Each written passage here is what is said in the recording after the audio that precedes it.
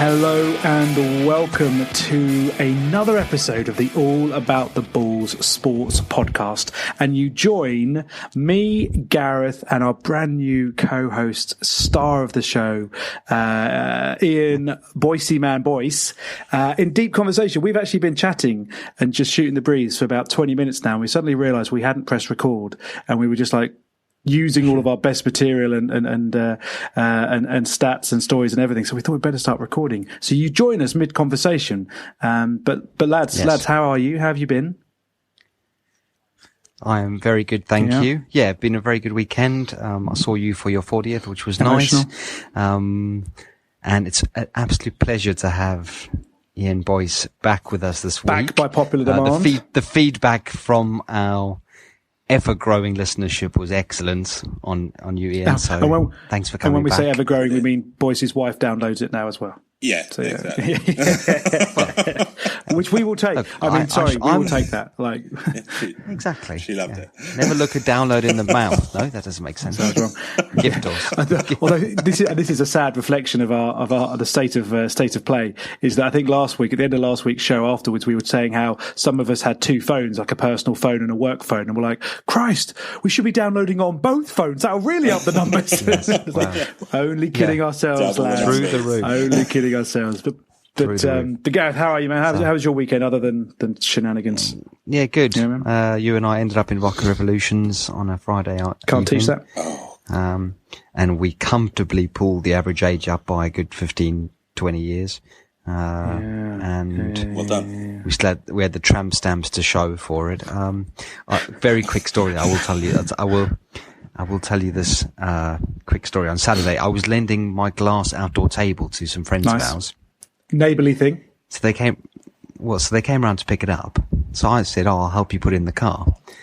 So we walked it to the car, and I was like, it'll be much easier if we flip it upside down and slide it into the car. Oh, At which point I realised said glass table, the glass was not attached.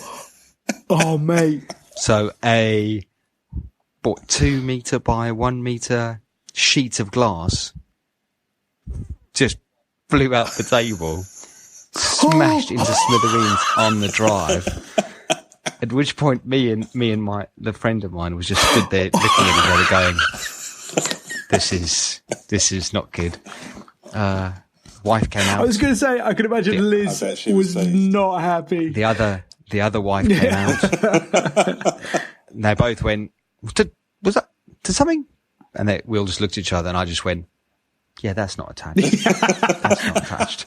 In hindsight, in my awkward Gareth way, the only way to deal with anything was to just try and make jokes about it for the next 25 minutes, which war thing. Let's just say that as we stood there all trying to pick up splinters of glass on my driveway. So otherwise excellent, great weekend. Good. Boise, how about you? Everyone's a winner. Yeah. That is an important question. Well, yeah, I mean, they had to use their dining room table, which was complete opposite size of they used a kitchen table, which was the opposite, completely different size and shape and stuff. So the whole point was they were the same height. We'd measured it. It was going to look nice. Again, popped something around and went, that table really would have gone well there because of the awkwardness. I didn't know what to do. But anyway, we're still friends. They stayed for lunch, which was good. We used a different table. Yeah. So ate off our laps. And then, just kept on putting things down through the table. Exactly. It's like that scene he was in Lock, Stock and Two Smoking Barrels when he jumped. But yes, all good. Ian, how are you? Yeah, good. Went away for the weekend to near Eastbourne, so lovely with the family, which was nice, pretty chilled out. Ate too much and didn't really do very much, but mate, it was good. Fantastic. Now look, look, we've all had busy weekends by the sounds of things. Busy. So, was there any time to watch any of the sport? I got a little bit in. Not as much as I would like, but I got a fair They're whacking. I sadly streamed the Man United game on Sunday, so that was time downloads well spent. Still persisting with that, eh? Yeah, well, the old Jack Grealish audition, as I'm going to call it. So how much longer has he got there until he gets snapped up on some massive money deal? He's gone, surely. Well, I support obviously a lower placed team, so I've got. But they're full of spirit. They're full of. Why would they want to leave? But I think, I mean, he's a local lad. He's living the dream. He captains the team. They adore him there. While they're still in the Premier League, I don't see why he'd leave. Well, to be fair, when they got relegated, I thought he might go then. Okay, he was only 22 then, or whatever he was, 21. But I think there was he was tipped then even as quality, and I thought he would have gone to not a mid-table side, but I think you could have easily seen him even going to a Tottenham at the time or something like that. And he chose to stay, get them back up. So I don't know. He's, those Brummies are loyal. When they want to, the Villa fans that are stuck with them, they are scared of leaving home, I think. But what's he going to do? He'll go to, as you say, someone like Tottenham, and he won't play every week, will he? For Spurs, he'll play maybe 2/3 of the games. But do you think he'd go? Do you think he'd go to United? Yeah. Well, how much would United like him right now? United go after anyone at the moment, don't they? Solskjaer is thinking about dusting their boots off. Come on, Olly. And playing centre back. But I don't know. So you guys reckon he'll hang around? You reckon he is there? Was it August season kickoff 2020? You reckon he's still there? Yeah, definitely. I think he'll stay. So if they stay up, he'll stay. If you're a fan of the show, you know what to do right now. Get on Betfair and put a big ton of money. Put your mortgage on the fact that Jacko is gone come January transfer window. Yeah, exactly. He won't even see out bloody New Year's Day. So, I mean, okay, big question actually for you guys. I've been meaning to ask you. What is more surprising? The fact that Emery has gone or that Marco Silva still has a job?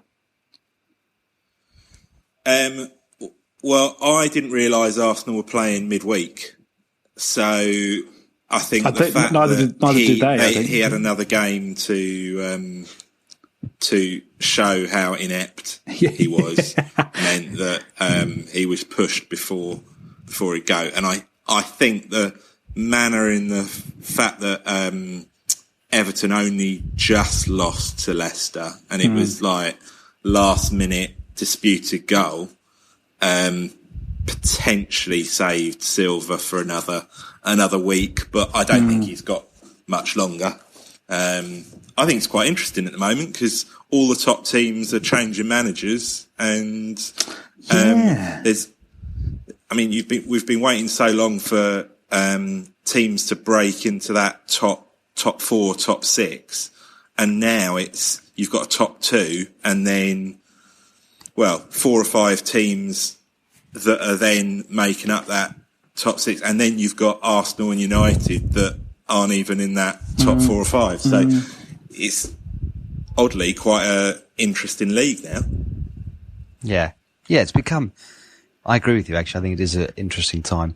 I mean, Unai Emery, I'm pretty sure he didn't ever come to Arsenal, and it was John Turturro, who was the butler from Mr. Deeds. I don't know if you've ever seen that movie. He's like literally splitting image, and I'm pretty sure the guy that was managing in Spain, the one that turned up here at different people. Did you?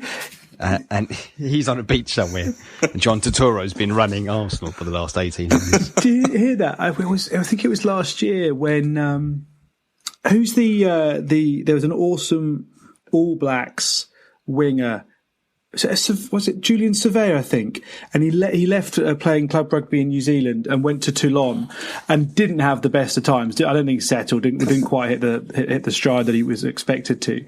And the Toulon chairman or president, who is renowned for some of the most inappropriate things, said something like, "I don't know who got off the plane here, but it wasn't Surveyor." It was not Julian Surveyor. And it's the same man who, when they signed Sergio Parise, the Italian captain and legend, and I signed up to join this season. And in the press conference where they were announcing the signing, some journalist said, "So how do you feel about the fact that obviously Parise is going to be out there at the World Cup, and you're going to be without him for the beginning of the season?" And the president said, "Well, let's face it, he won't be gone for long, will he?" Brutal. I mean, right. Absolutely right. But Parise was sitting next to him. He's like, "Mate, I mean, come on, love of God." But yeah, so okay, so he's like. No, I was going to say, is Marco Silva the next cab off the rank, the next man who's looking for new opportunities on LinkedIn? Yeah, open to opportunities. Yeah. Got to be. I mean, we briefly spoke about this before we came on air. If they beat Liverpool, and obviously that is a ridiculously big if in many, many ways, how long does he have the job for then? And does that keep him in the job for a while? Or is that just literally keep the wolf from the door for one more weekend? I think it's got to be one more weekend, isn't it? I can't see what he's actually doing there. He's spent a hell of a lot of money and they seem to be getting worse. So unless he's shared the plan with the board and they've bought into it and are willing to give him all the time he needs, I can't see why he'd stick around. So I'm interested, right? Where does the buck stop? Because there doesn't ever seem to be that many directors of football getting the sack. No. What's the difference? For me, if a business, just putting into pure business terms, if I was the sales director and my sales teams weren't performing, you can't just keep sacking the manager. At some point, you've got to go, well, he's involved in the strategy, he's involved in the decision making. It's funny, although quite badly today, there's a guy who's on his last legs in our business, and I hope he's not listening, mate. The only analogy, no, I shall not. All my business. But the only analogy I could come up with today was, you are one game away. Oh, mate, brutal. You see, sporting analogies do work a lot. But I did caveat that with, you could turn this around, but you are one game away. Did you say, you are very much Marco? You are the Marco Silva of this company. I did. Well, he said Poch, and I went, well, in my head, I was like, that sums up where we are with this person, because if he's already been... you do realise he's out of a job already, don't you? He went, so I'm like, Poch. I was like, right, he's unemployed. You should have gone, you are, mate. Jog on. But anyway, so back to my question, because I don't often ask very good questions, so carry on. I do like that, though, that use of sports metaphors, sports analogies. I think we should all try and do that in our workplace over the next week and report back who can come up with the best. Okay. I mean, I do them all the time. You are one game away, sunshine. That's brilliant. So that's brilliant. Come on, answer my director of football question. I thought that was quite a good question. I don't know what a director of football does. So that was my question back to you. Good. That was my question back to you. Like, what is the difference between the director of football and the coach? Because they do have them in rugby. And I don't think I really understand rugby either. My understanding, when I was applying the other day for jobs for director of football at Man Championship United, manager? I looked at the job spec, and they essentially look at all the strategy. They look at which players they're going to bring in, where they're going as a club in terms of not so much the style, but the direction they go, and then they will go out and marry up the manager's ideas with who's going to be best suited, who they're going to recruit. They run the recruitment teams. They all do all that. Marco Silva's got someone like Alex Iwobi. You can't tell me he wanted Alex Iwobi. They wanted Zaha, and Zaha didn't go. Yeah. And I'm not trying to be funny, but when you're trying to buy Zaha, who in this context is a Ferrari, and you're getting a golf at best, second-hand golf with your Wobie, you know, and then going, sorry, but you can't, you're not very good because you can't get the best out of it. Look, I'm not saying I want Marcus Silva to stay or not, it makes no difference, but I just think it's a bit, there's something, they should sack more players. That would be good. That would be amazing. Yeah. I've often, that would be amazing. Often said that. Yeah. Christian Ben. Often felt. Why not? Often Why felt can't that, they sack players? Well, that's the thing. But this is the thing. Is this across all sport? But it's particularly football. It's always the manager who gets the blame. It's always the manager. No one goes around and goes, well, actually, surely some of those 11 players on the pitch who actually have a direct opportunity every single game to influence the result, we should get rid of some of them because they are shithouse. Like, how is that? How is that not happening more? How is that not happening more? As Gareth strips off to his Brighton shirt. I've just realised what shirt I'm wearing. I didn't even realise until I saw your face, Ian. So, for all our listeners, I'm wearing a Brighton football shirt. 1983 FA Cup final. So. Ridiculous. Against Man United. I'm surprised Boyce hasn't walked off, actually. But so fickle. Yeah, I've got Man United shorts on just to really mess with my whole. And England rugby socks. Nice. So and a Springbok speedo. Sorry, Karen. Get out. Filthy. But, going back to why can't you sack the players? Because they're the one fixed thing, aren't you? You need to blame someone, and if you blame the whole team, then you've got no one to play the next week. And I mean, yeah, true. But then there's. I'm not saying you can sack all of them. Oh, that would be amazing. That would be just ridiculous. Just Mourinho standing there with under 11s, guys. Well, actually, we've got no one else in the club. fairness, Mourinho is the type of manager that has sacked players, isn't he? He just doesn't play them and refuses to. But he's to let them play. And he's now not a director of football. He's now just the manager. He's just the coach, isn't he? Or is he a director of football? Have I totally misunderstood this? No, he's just the coach. So they've said to him, we don't want you making decisions about who we're buying and whatever. Yeah. You can obviously have an influence, but... Yeah, that seems to be the way it's going, doesn't it? But that every team seems to have a director of football. I just haven't seen... As you say, they don't get the blame. So they do around transfer windows, don't they? But then... The only one that seems to work for me, like in England... is the guy that's at Man City, whoever he is, I don't know, whatever his name is. Yeah. It's a Texie oh, someone. yeah, Bergstein or something like that. But... Yeah, and like he's done really well. And, well, their whole recruitment policy is pretty strong. Yeah, their whole recruitment policy is we have more money than God, so we can buy anybody. Yeah, but United have got more money than them. They don't spend it properly. Have Man United? Because I thought Man United didn't have lots of money. I thought the part of the issue was that I'm not saying they weren't willing to splash. No, they're the richest. They've got more money to spend than anyone as a club, but they're just not very good at spending it. Yeah, they've spent a hell of a lot of money on. They're spending the equivalent of a Ferrari price, but getting goals. That's the problem. Yeah. But by the way, I have no problem with the golf. Just with caveat. Yeah, Volkswagen, if you do want to sponsor.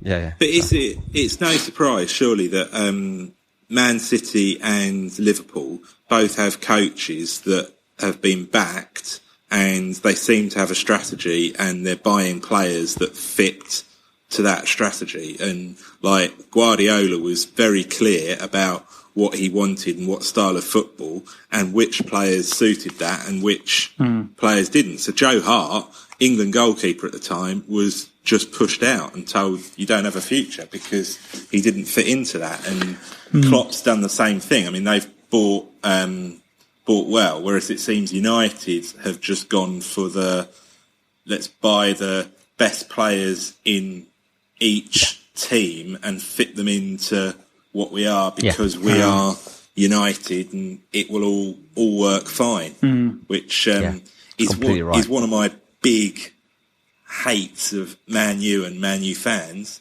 not labelling them all, but there seems to be this divine right that they think that they should be competing for the title and winning trophies when actually it's they're rubbish. Yeah. No. Brutal. This could be the breakup episode. Let's see that feedback next week. Yeah. I like a strong independent co-host. So why don't you go independent? We didn't just hire. We haven't just hired a yes man, so it's fine, all right. But the reality, I agree though. I think there's this, my nephew in SA is a big United fan, but he's very realistic about it, and I think we have to be. It doesn't surprise. My biggest bugbear of United not winning, and this is going to sound very weird, is that my 5.5-year-old is what I can only describe as the epitome of a glory hunter. So trying to pitch him to support a team that we were losing 1-0 after Grealish, and I went, he went, Man United playing, and he went, they're losing again. And I was like, right. Sit down. So it's no surprise he supports Liverpool right now. Because they win. And he's got the most realistic perception of it. There's no right that United should do anything, but you're only as good as your last season or game. Yeah. So, and the thing that's forgotten is that City have gone through a transition period. I mean, they spent a load of money, but they spent a load of money and weren't getting results and were finishing, top 6, mid-table. Liverpool have been, I mean, they've never won the Premier League, and I think they've had a couple of second places, but never really done much.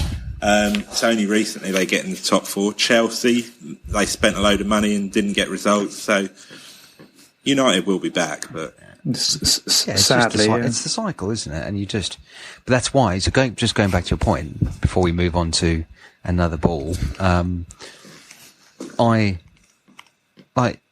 the clubs that have done well is when they've stuck to a plan and they've got a structure with a coach, whatever you want to call him, job title, whatever it is, that has a plan, and they recruit the right types of people, and they do that. And that's why I don't think, unless something dramatically went wrong, that Solskjaer will get sacked, because they've got a plan.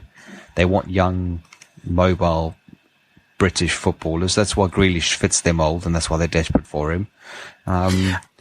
And they'll just stick with him unless something dramatically goes wrong. Here's a question with you. I do want to ask you guys about the cricket, but here's a question for you. Should a club have a particular style of football? So should it be like, this is how Man United play football, and we will continue to hire over, 50 years, a century, we will hire managers that are the best at delivering Man United style of football? Or does each club have to keep evolving? Does it have to be comfortable that actually there was Man United under the Ferguson era, and maybe they had at least one, if not 2 or 3 different styles of play there, and then they're now looking to find that winning formula, and that will serve them right for another bit, and then they'll change? Is there a Man United way of playing football? And I apply that for every club. There was. But have Man United been trying to replicate that? But what was the Man United style of football? Winning. Well, I think I think in the 90s and the noughties, it was attacking, and it was always playing on the front foot. They very rarely tried to. They weren't. Some games, depending on who were, they would dominate possession, but a lot of games it was fairly even possession. But in the last 15 minutes, they would push on, and then the stats would slightly skew in that way. But actually, it was always attacking. It was quick wingers. They had good fullbacks, and they had good strikers, and a strong goalkeeper and backs, 2 centre backs. And I suppose a strong centre mid, like that spine. Yeah. And they always had that. The problem is, I think, when you're chopping and changing coaches like they do in modern day football, you almost need the club to have a certain ethos, because you need the club. But I don't think that's feasible either. I don't know. I actually don't, because when Klopp goes, because he's going in a couple of years, when Pep goes, because he'll go in a couple of years, what do they do? Do they try? So I guess that's my point, is Boise, what do you think? Do they now that Man City have found success over the last few years, is that now the Man City way of playing? And like Liverpool used to have it when they were, when they were winning everything. Then they kind of lost their way a little bit. And have they now found the Liverpool way again? And that will be their way for the next 20 years or something? Or should it be? Should it be like that? Ideally, yeah, it should. And that would be the strategy of the club. And they say, this is the brand of football we want to play. Barcelona's a good example, actually. There's a Barcelona way of playing football. And they recruit coaches that are going to have that same ethos, and they promote from within, don't they? Guardiola was coach of Barcelona B. I think Enrique was coach of Barcelona B at one point and then went off. And so that is where, yeah, it works. But I think that's a rarity, and most other clubs will play a brand of football that suits the coach. And speaking from a Palace point of view, the brand of football we play is survival. And it's whatever it takes. We try to just stay up, and that's the way the Premier League is now. You get 150 million for being in the Premier League, so survival has to be the key, and then you can start building.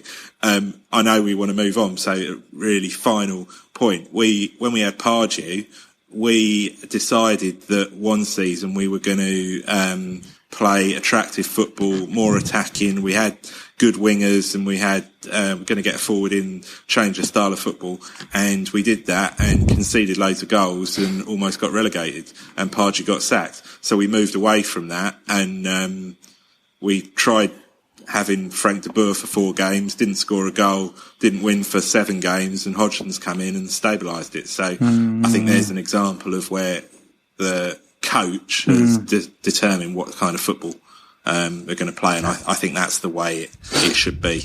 And now you're up to 5th. At 5th, amazing, isn't it? Above Spurs, better than Mourinho.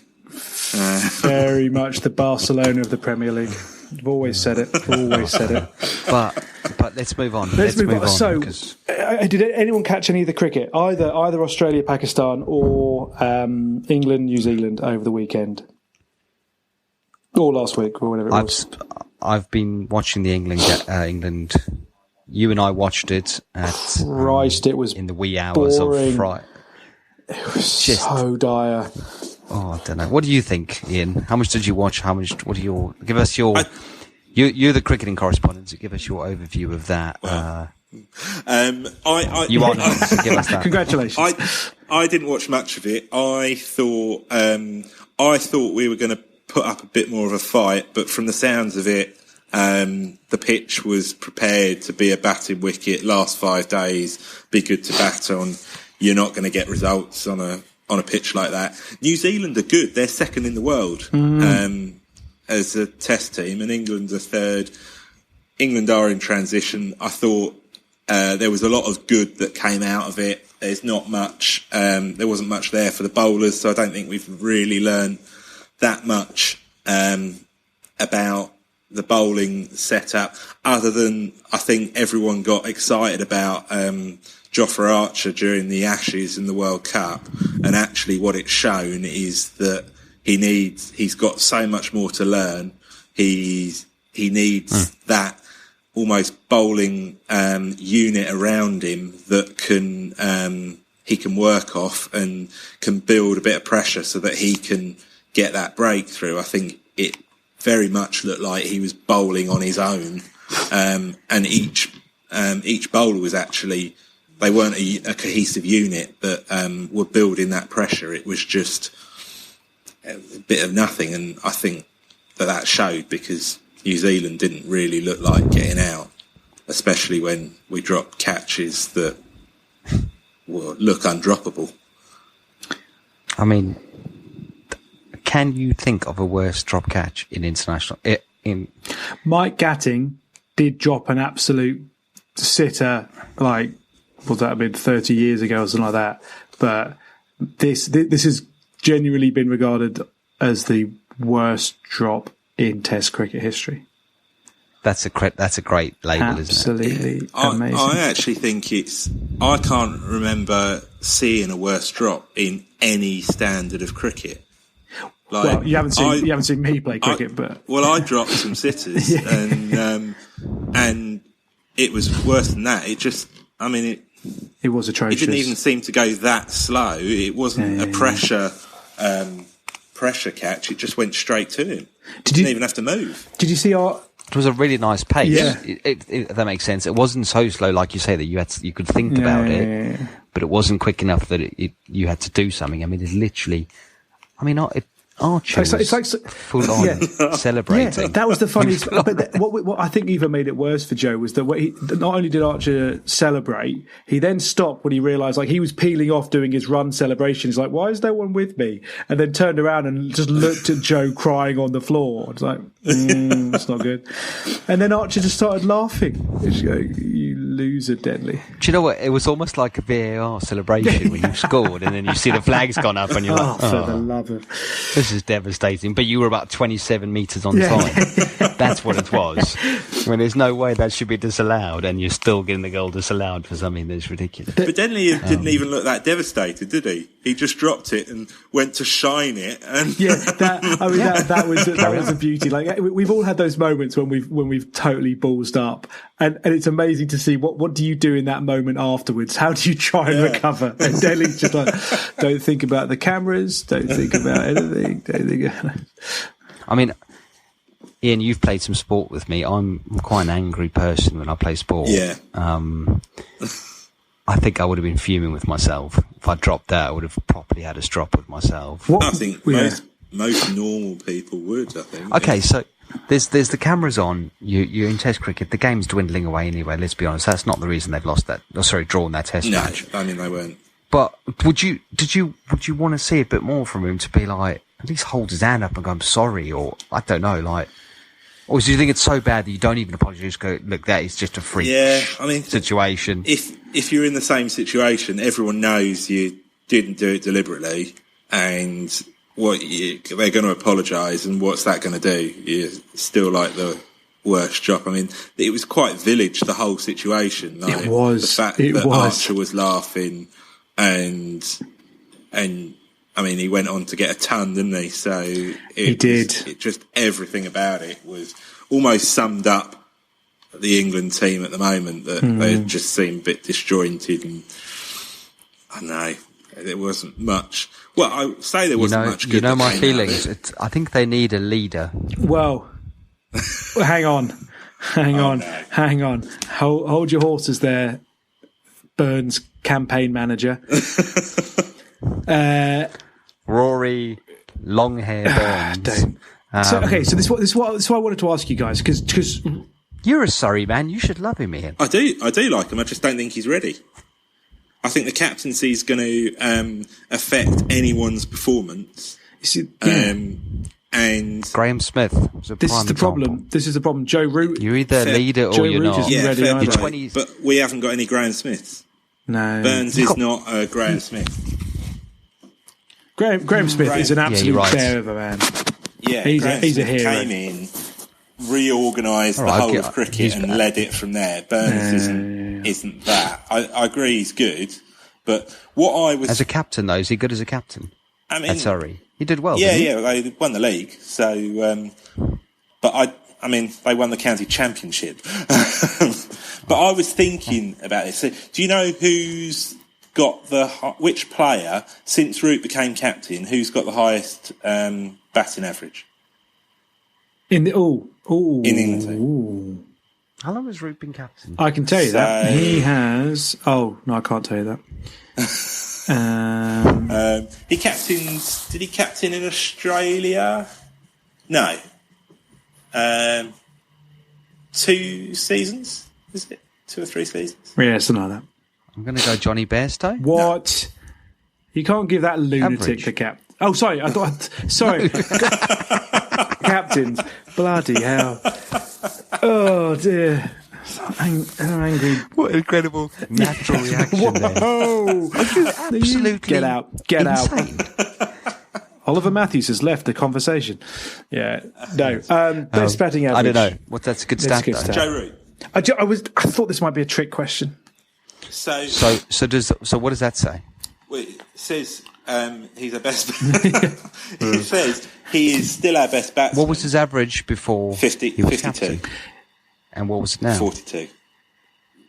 So all I'm saying is that so now he's the best of a poor bunch. Best of a worse bunch. Yeah, that's exactly it. So we cannot afford for him not to score 52 runs in innings. However, that's where I'm going to contradict myself because I think we need Root is our only world class batsman in the team. Yes. But who would replace him as captain that you could accept would and not Rory Burns, but you could accept that drop in form that comes with it.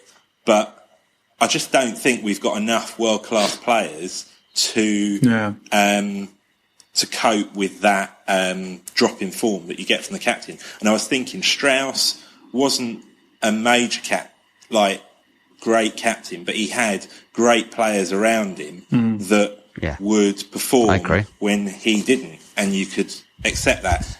Cook was the same. There was he had Root, didn't he, around him, performing when and his form dropped as well. So I think there's just not that batting lineup to back him up. Well, here's two thoughts to throw at you. One, in terms of win rate as captain, Varney 50%, Trescothick 50%, Flintoff 18%, Strauss 48%, Peterson 13%, Cook 40%, Joe Root 51% win ratio. So not only is he actually currently a successful England captain compared to the other recent ones, he's also, as Boyce just said, still England's best batsman, even with the captaincy. So why is everyone saying, or not everyone, why are people saying that he's not got the captaincy skills at the moment? Because whenever you lose, they always look at the captain. So here's the point then about your... Except in football. Blame the manager.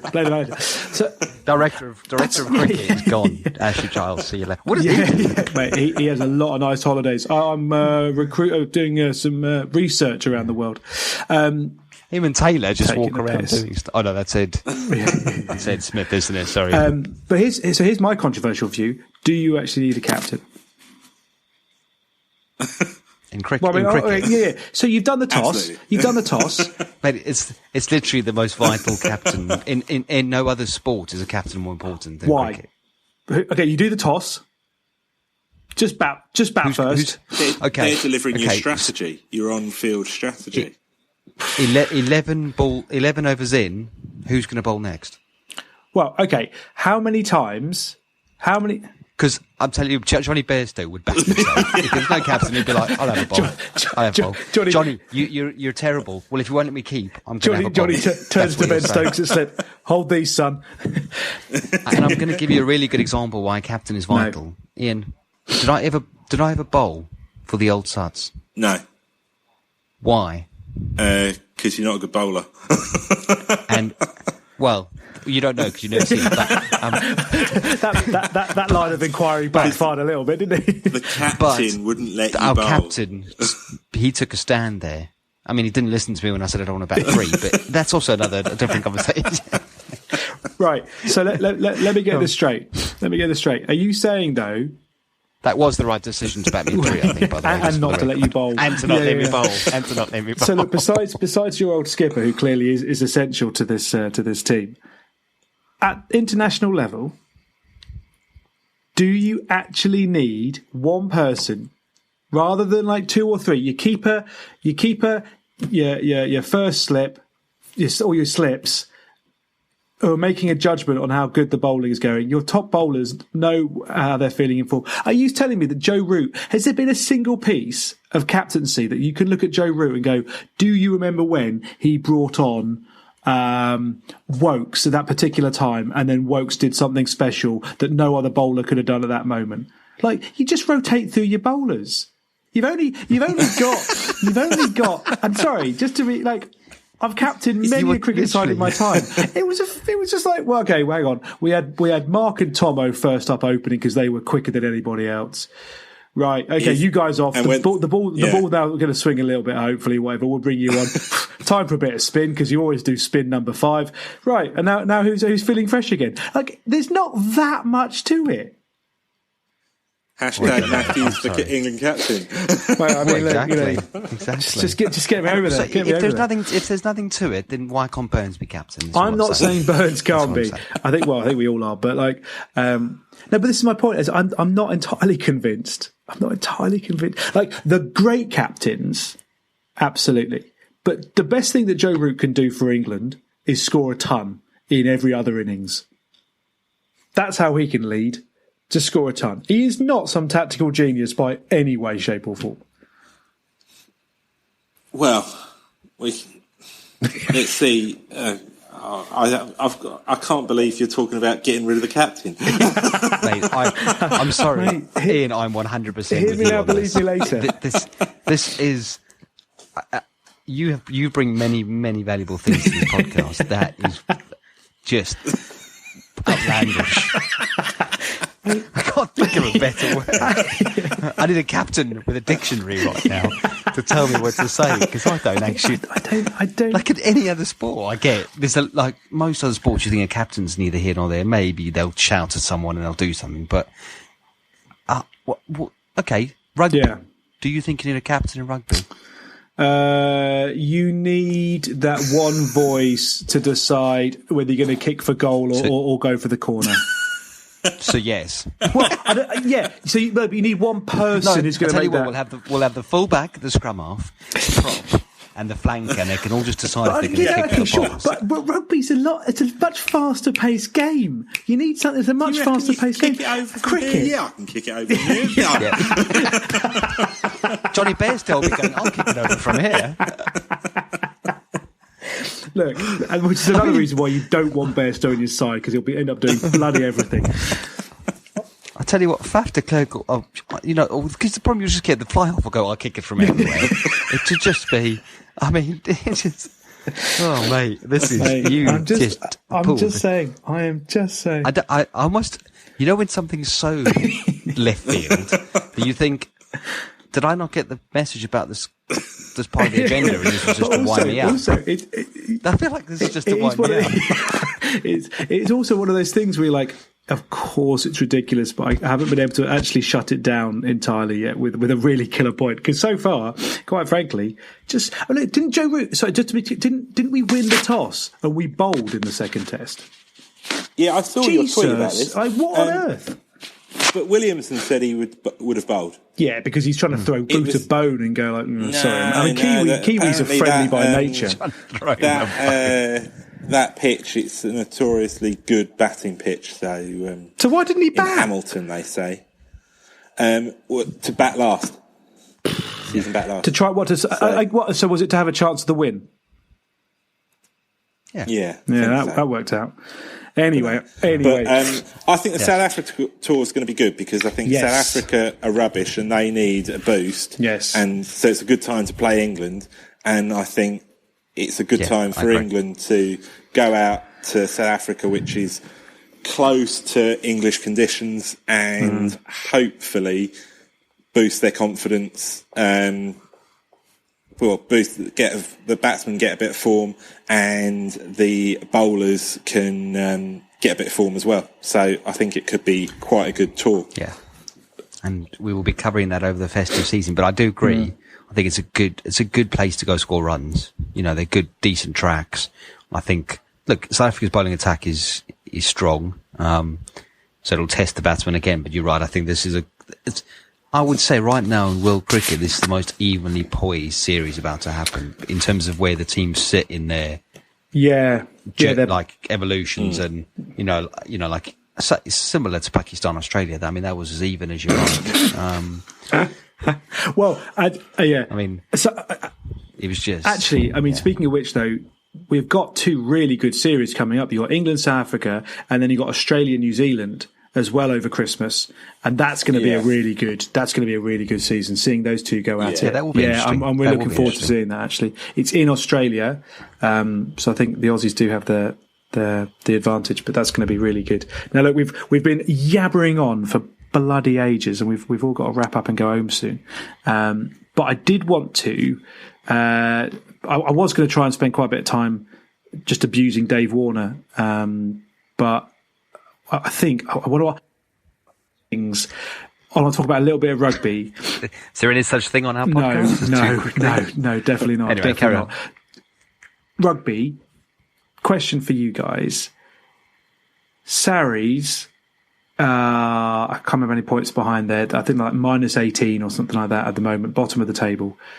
If they manage to avoid relegation, what does that say about the shit quality of the Premiership? Well, I think it's more a question of what does it say about rugby in England that they've been able to just stockpile, buy all these players in, overspend, and dominate English rugby. I don't understand what the punishment is going to be going forwards. They've been docked points and they've been fined. Is the fine supposed to put them out of business or mean that they have to get rid of a load of players? I don't understand. I mean, maybe you can help me. What's the next steps? What do they have to do to become compliant? So I was having this debate with someone on Twitter, like saying, like, does anyone know if they actually are compliant now? And someone was like taking the piss out of me, just saying, yeah, they just stopped paying investments. I'm like, I don't think that's just the issue here. I think it's a little bit more nuanced than that. But yeah, I think they're going to have like a mid-season audit, which I think the Sarries fans are now saying, like, well, surely every club should have a mid-season audit. And I know we've been caught with our hands in the cookie jar, but like everyone should have a mid-season audit, not just us. But I'm pretty sure that you have to like say you are compliant for the season, but you only get audited at the end of the season. So you can play an entire season illegally, then get found out and get doctored points or given a fine or whatever. But that doesn't affect your last season's performance. And so you can go into each season illegally, potentially. But, I mean, it's not a surprise, is it? You look at their team and they... Yeah. Like, There should have been alarm bells ringing. Well, there were, weren't there? Everyone's like, hang on, like, what... Yeah, but if it's that, surely you don't act and go, oh, yeah, that looks weird, but I'm actually busy the next 4 years, so I'll check in a couple of years. That's your job. So if your job is if you're an administrator in that league, surely you're going, okay, there's a suspicion here, we get auditors in or whatever. Yeah. But maybe I know it's the someone captain's job. Well, okay. Second slip. You mean second slip? Don't. Come on, lads. Come on. It's ugly. It's ugly when we gang up. Sorry, you're right. But it's stupid. But so I know someone who knows George Cruz very well, and so George Cruz has got a sideline business selling CBD oil. You know, the sort of cannabis related. Oh right, yeah. Pain killing, or like totally legal. Yeah, marijuana basically. So. Allegedly. So any company or business that any of the Sarries players are with are getting a full audit now, and they are looking if there's any money that's being put in by... Ooh. So basically, he's having to put everything out there for the CBD business to go like, well, actually, none of the money we've brought in or had investment is related to the club, i.e., even people who are part of the club have put money, like other, senior people in the business couldn't have put money in there because they'll be like, well, because that's how those little nuances that they were doing, weren't they? It wasn't so much the actual wage bill, it was the investment. Get the wage bill, but it's the all investments in this. So, I think it's going to, this is going to, there's a massive, massive rabbit hole that they're going to go on down. The question is, how long is it going to take to unpick everything? And then, like you say, Ian, if they stay up, what do they then just go, okay, anyone who was part of it, you get it back? Yeah. Well, I guess the issue will... Or you have to go play for another club for a year. I don't know. I can mix it up. I don't know, what do they do? I guess the issue will be that if one of the ways in which Saris were paying some of their top players was through these investments, and they've now had to stop that, then actually that player is only getting, their salary, their agreed salary kind of thing, and bonuses or whatever, but that agreed stuff, they're not getting that top up. So do they then go, well, actually, I could now move to another club, and that other club can start offering bigger money to some of the individual players? Or actually, the fact that you have a business that's, okay, you're not taking investment anymore, but you've got a business that has been set up thanks to Saris, does that help create a little bit of extra loyalty? But also, they benefit from that. Yeah, so their business benefits from it. So that's, it's the exact thing of somebody that does steroids and then is banned for a year. Where on earth are you going? They've still benefited from the small investment for the big muscles. Exactly. What? So, are you James Haskell or something? What the fuck are you? I don't know where I'm going with this. And that makes sense. So surely next season, thank you. If they've paid their fine, they've had their points deduction, they can just go on with exactly the same team, it seems, and they'll go back to winning. As long as their salaries and the investment stop. That's basically I think that's the only way they're going to do it. But I'm not saying that's the right way. I think that's how it will play out. So my question is, Saracens being so strong has helped English rugby, right? Yes. So Heineken Cup winners helped the team. Is it possible that this has been able to go on for so long because the RFU have seen what a benefit it is, and therefore it would be a disadvantage to the international game to maybe investigate it as much as they have? What an amazing conspiracy theory. So is it a coincidence that this just happened to come out after the World Cup? Well, yeah, potentially. Well, they've waited. Yeah, they've waited. I tell you what. Christ. What have we done? Just unearthed? Next week's conspiracy theory episode is going to be, because that is an absolute. I think we should stop there. Probably because we're about to get sued. And also, I think we need to start retaining lawyers or something. But in next week's Ask the Captain episode, we're going to need a captain. You don't need a captain. We're going to speak to Farrell and say, did you? He doesn't understand what's going on. I don't think we get much sense there. He was just like, how do I keep getting paid more for this company? I don't even know what it is. Why do I sell Winnebagos on the weekend? I don't understand. I'm watching Winnebagos at Eddie Jones's car wash. What is a Winnebago and how am I making £4 million a year off them? Whenever I come out of the training into the car park, I've got another car. Not a new car, just another car that's just sat next to my... This is weird. Is this Uber? You do the maths. You do the maths. So, anyway, but Ian, that's an excellent conspiracy. And I'd like some people who actually listen who are quite knowledgeable rugby people. Yeah, we will tweet this out.